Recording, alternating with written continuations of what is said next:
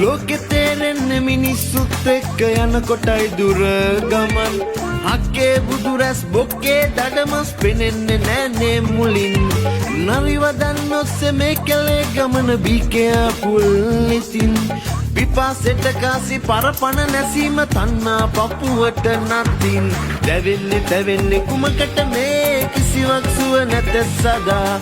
පෙනෙන්නේ ඇත්තම වතුර වගේ කතරෙත් මිරිගුව මචං.